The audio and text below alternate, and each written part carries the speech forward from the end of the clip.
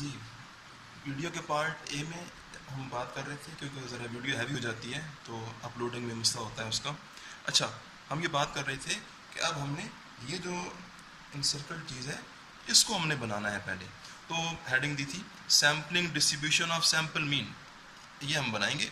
इसका तरीका यह है कि सैम्पल मीन, नाम में आ रहा है सैम्पल मीन, और सैम्पलों के मीन हम पहले निकाल चुके हैं, यानी इस चीज़ का ताल्लुक सैम्पल मीन्स के साथ है। यानी अगर आपको किसी क्वेश्चन में पेपर में sampling distribution of sample mean कहा जाए तब भी आपको ऑल पॉसिबल सैम्पल्स ड्रॉ करना पड़ेंगे।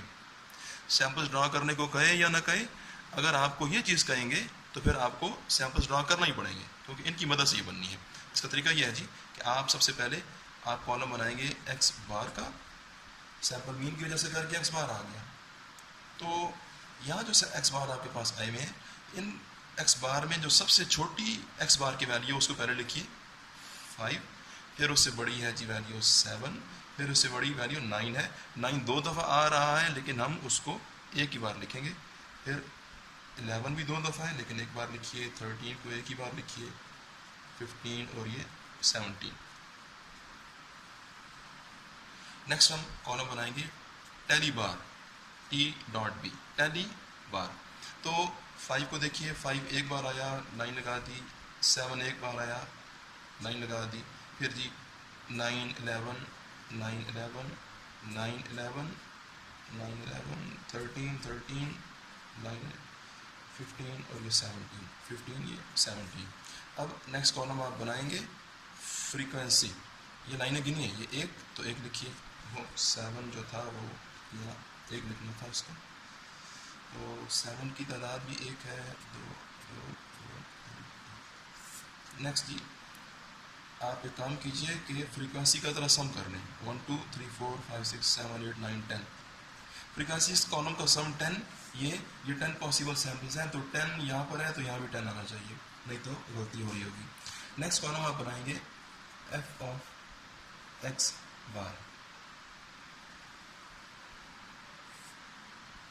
इस कॉलम के नाम में एक्स बार आ रहा है, लेकिन याद रखिए इस कॉलम को बनाने में एक्स बार कॉलम का इस्तेमाल कोई नहीं है। ये एफ और एक्स बार मल्टीप्लाई नहीं हो रहे हैं, बल्कि इसको पढ़ेंगे एफ ऑफ एक्स बार। ये कॉलम जस्ट आपका एफ कॉलम की मदद से ही बनेगा। तो इसका तरीका यह है कि फ्रीक्वेंसी कॉलम की जो एंट्रीज हैं उन सब को डिवाइड कर दीजिए उनके अपने टोटल पे। तो इनका टोटल 10 था जी, तो 1/10, 10, 2/10, 10, 10। अच्छा, यहाँ तक का जो काम था, ये एक्स बार कॉलम और f of x bar column, ये जिस टेबल में हो उसको कहते हैं sampling distribution of sample mean.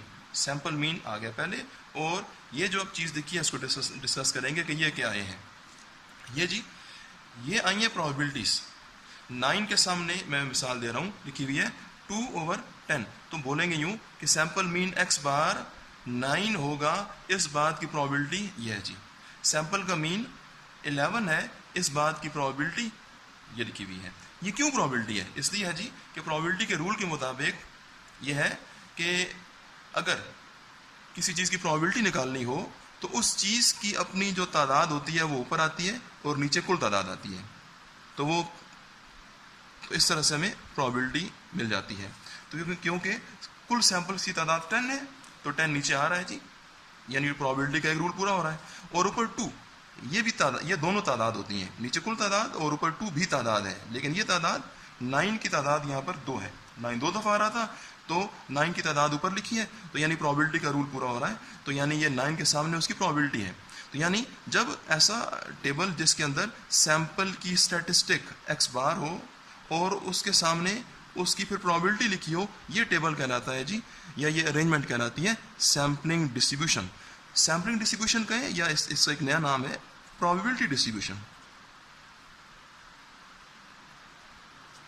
Sampling distribution कहें या इसको आप प्रोबेबिलिटी डिस्ट्रीब्यूशन कहें, ये एक ही बात है जी। मुमकिन है आपको पेपर में ये कहा जाए कि find the probability distribution of sample means, तो मतलब एक ही होगा, आपने यही काम करना है। तो यहाँ तक जो मैंने ये चीज़ हाईलाइट की थी, सर्कल की थी कि sampling distribution of sample mean, तो वो बन चुकी है, ये है। अब दूसरी आप से पर आइए कि हमें फिर खाली ये बनानी नहीं है, हमें ये कहा गया था कि आप क्या निकालिए, मीन एंड, रोशनी में लाइए इसको, mean and standard deviation of this.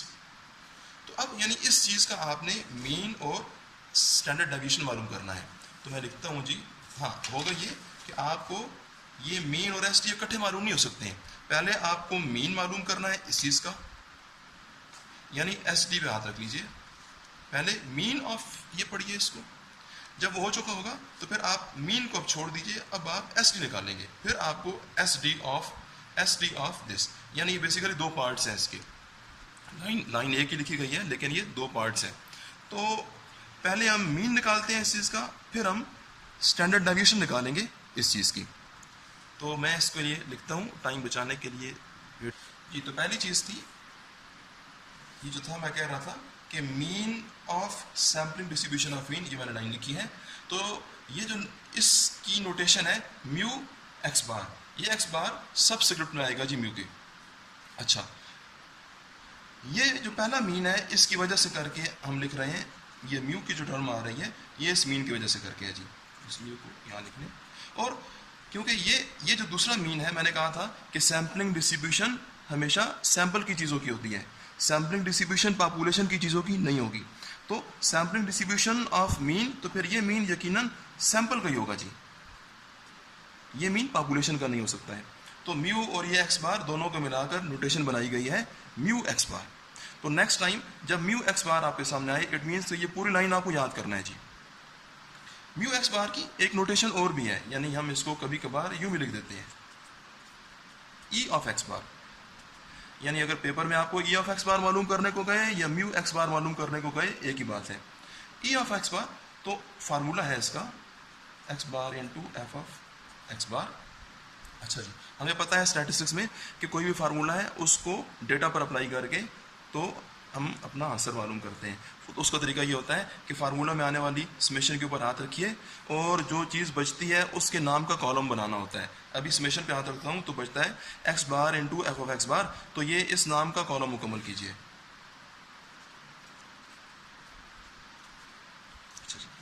ये तरीका होगा कि जैसे कॉलम का नाम होता है वैसे ही हम काम करते हैं। नाम ये कह रहा है कि एक्स बार और f of x bar multiply हो, तो एक्स बार आपका जी ये कॉलम है, ये एक्स बार, और एफ ऑफ एक्स बार ये कॉलम है जी। तो नाम कह रहा है कि मल्टीप्लाई करें, तो आप पहले 5 को मल्टीप्लाई करें 1/10 के साथ। एक बात याद रखनी है कि F of x bar column में आपने 10 को डिवाइड नहीं करना, इसको फ्रैक्शन की फॉर्म में ही लिखना है, वरना काम आपका कॉम्प्लिकेटेड हो जाएगा। तो 5 ऊपर 1 है, तो दिस इज 5/10, दिस इज 7/10। इसी तरह से मुकम्मल करेंगे। मैं टाइम सेव करता हूँ। ये जी यहाँ पर भी आपने 10 को डिवाइड नहीं करना, तो ये एलसीएम के रूल के तहत आपने अब इस कॉलम का सम निकालना है, इन सबको ऐड करना है जी। तो आपको पता है कि सब के नीचे अगर 10 है तो फिर तरीका ये होगा कि आप ऊपर के नंबर्स 5, 7, 18 को ऐड कर लें, उन सबको ऐड कीजिए तो सम इन सब का सम आएगा 110। तो ये इसलिए इस कॉलम के नीचे लिखा गया है 110, और फिर डिवाइड करेंगे क्योंकि इस 10 का यूज़ नहीं किया गया, तो ऊपर वालों का सम ऊपर रखिए और नीचे क्योंकि सब के 10 था तो यहाँ इस 110 के नीचे भी 10 आ जाएगा। और इस क्वांटिटी का नाम होगा, नाम आपको पता है कि ये ऊपर का नाम नीचे आ जाता है और उसके साथ हम समेशन लगा देते हैं। तो this is summation x bar into F of x bar is equal to 110/10। तो ये सम क्यों निकाला गया है, क्योंकि हमें चाहिए था। तो दिस इज इक्वल टू, अब इसको पुट कीजिए, 110/10, 0 कैंसिल, तो आपका जी म्यू एक्स बार का आंसर आ गया है 11। ये एक काम हो गया जी, mu x bar is equal to 11। अब दूसरी चीज मैंने मीन तो निकाला, अब दूसरा है एस डी। तो एस डी ऑफ सैम्पलिंग वो निकालते हैं जी। मैं लाइन लिखता हूं यहां पर, एस डी और एस ई, हाँ जी, सैम्पलिंग डिस्ट्रीब्यूशन ऑफ मीन। याद रखिए कि आप standard deviation of sampling distribution of mean कहें या स्टैंडर्ड एरर, ये ओ और आर है जी, तो standard error of sampling distribution of mean कहें या स्टैंडर्ड डेविएशन ऑफ कहें, ये की बात है। तो इस लाइन को हमने याद करना है और इसकी नोटेशन है जी सिग्मा एक्स बार। फिर वही बात है कि ये मीन आ रहा है, लाइन में मीन आ रहा है तो ये एक्स बार मीन, और ये स्टैंडर्ड डेविएशन आ रही है तो वो सिग्मा, तो सिग्मा एक्स बार। यानी इस पूरी लाइन को अच्छी तरह याद करेंगे और इसकी नोटेशन को भी बहुत अच्छी तरह से हमें याद करना है। फार्मूला ये है हमारे पास। अब फार्मूला में आने वाले ये दोनों सम्स मालूम करेंगे या पुट करेंगे। याद रखिएगा कि फार्मूला के अंदर आने वाला जो पहला सम है इसमें जो स्क्वायर है ये एक्स बार के ऊपर है, जबकि ये स्क्वायर पूरी क्वांटिटी के ऊपर है जी। इसमें बच्चों का मसला होता है थोड़ा सा। तो हाँ, ये जो सम है summation x bar f of x bar ये पहले ही मालूम हो चुका है ये जी, ये 11 आ चुका है। जबकि ये दूसरा, ये पहला सम जो है एक्स बार स्क्वायर, ये हमें अभी तक मालूम करना है। तो इस समेशन पे हाथ रखते हैं तो हमारे पास आती है x bar square f of x bar. तो ये कॉलम हमें बनाना है यहाँ पर, x bar square f of x bar. इसको बनाने के दो तरीके हैं। एक तरीका ये है जो अमूमन बच्चे करते हैं कि वो इस, क्योंकि नाम में आ रहा है कि एक्स बार का स्क्वायर और फिर multiplied by f of x bar, तो ये करते हैं कि एक्स बार कॉलम का स्क्वायर करके मल्टीप्लाई कर देते हैं इस एफ ऑफ एक्स बार के साथ। वो भी ठीक है, लेकिन हम ये करते हैं जी कि अमूमन हम ये कोशिश करते हैं कि हम इस एक्स बार कॉलम को, इस एक्स बार को मल्टीप्लाई करते हैं इसके साथ, x bar into F of x bar के साथ। तो होगा ये कि ये एक्स बार और ये एक्स बार इंटू एक्स बार का स्क्वायर। तो ये एक्स बार स्क्वायर हमें चाहिए था। बाकी एफ ऑफ एक्स बार एक की यहाँ लिखी हुई है, यहाँ पर ऐसे है। ये मैथमेटिक्स का आपको अगर आपने पढ़ा होगा कि जिस तरह से होता है कि a multiplied by a b is equal to a square b, a into a b a square b. तो यही रूल हमारा यहाँ अप्लाई करेंगे तो यानी हम पहले कॉलम को और आखिरी कॉलम को मल्टीप्लाई करेंगे तो ये कॉलम बन जाएगा। तो उसका तरीका यह है कि आप 5 इंटू 5 25, यहाँ पर भी आपने 10 को सॉल्व नहीं करना, 10 को ऐसे ही छोड़ेंगे। 7 7 49, नीचे 10 ही रहेगा जी। मैं बाकी टाइम बचाने के लिए करता हूँ। ये जी कॉलम मुकम्मल किया, इस कॉलम को सम अप किया, सम आ रहा है 1330 डिवाइडेड बाय 10। अभी इस सम का नाम लिखने की जगह भी मेरे पास मौजूद नहीं है, और अभी आपको वैसे भी आइडिया हो जाना चाहिए कि इसका नाम क्या होना चाहिए। ये ऊपर का नाम नीचे आ जाएगा और इस नाम के साथ समेशन लग जाएगी जी। इसका नाम तो यही होना है। तो जगह नहीं है तो मैं इसको सिर्फ इसकी वैल्यूज यहाँ पुट करता हूँ। दिस इज 1330/10 माइनस, ये सम ऑलरेडी निकला हुआ है जी हमारे पास। 110/10 काट के तो 11 बच रहा था, 11 का स्क्वायर। ये मैं शो करता हूँ कैलकुलेटर पे। ये जी वैल्यूज पुट करने के बाद सारा स्क्वायर रूट लेकर हमारे पास आंसर आ रहा है 3.46। तो इसका नाम होगा सिग्मा एक्स बार। अब ये है कि आपके जहन में आएगा कि म्यू एक्स बार का मतलब क्या है, या जो लाइन लिखी है mean of sampling distribution of mean, ये क्या है।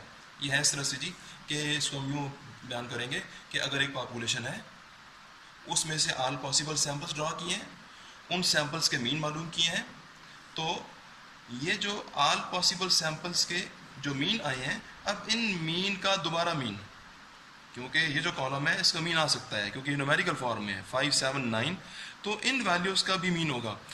इन सैम्पल मीन्स का जो दोबारा मीन होगा ना जी, वो ये होता है म्यू एक्स बार। और इन वैल्यूज़ का जो स्टैंडर्ड डेविएशन होता है वो है सिग्मा एक्स बार। ये क्लिप आपको अगर देख रहे हैं इसको, तो इसका इस वीडियो का पार्ट नंबर ए तो लाजमी है क्योंकि ये हिस्सा वहाँ पर किया गया है। आपने इसी क्वेश्चन को अच्छी तरह से याद करना है जी, क्योंकि अगर आपको ये क्वेश्चन याद हो जाए तो एक्सरसाइज कि में बहुत सारे क्वेश्चन ऐसे ही हैं। ठीक है, तो अपना ख्याल रखिए। अल्लाह हाफिज़।